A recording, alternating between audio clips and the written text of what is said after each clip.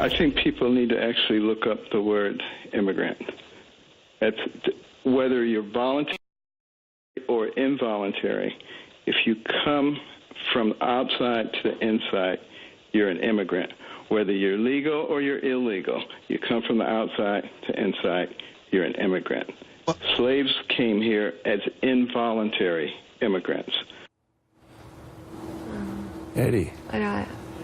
Eddie. What are we going to do? Come back. That's just dumb. Yeah. I mean, I don't want to sound like an Ivy League snob. It's just dumb.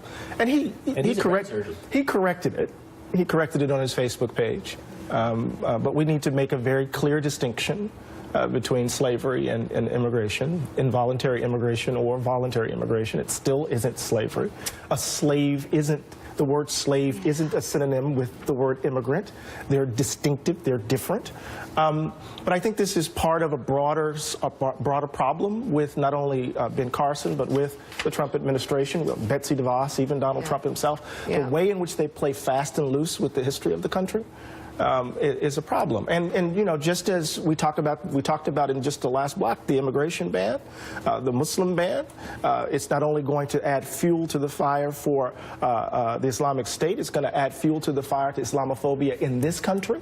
And here we have the ways in which we're rereading the past to kind of make it easier for us to assimilate the darkness of who we've been into who we take ourselves to be. I mean, it's insidious. Or who we are being led to be. Or who we are being led to be. You know, one element of what you just said is so important, I think, and I think, whatever matters what I think, is so overlooked in this culture of ours. We do not teach the American story to ourselves. We do not know our own history, really know it. Well, part of what he was doing, if you read the longer transcript, he a story of America as the American dream, the American promise, right? It's an Ellis Island narrative in some ways, and that's one way to narrate the story. Another way to narrate our story is to begin with Plymouth Rock and the Puritans. Another way to narrate our story is to begin with Jamestown. And Jamestown has at its core slavery.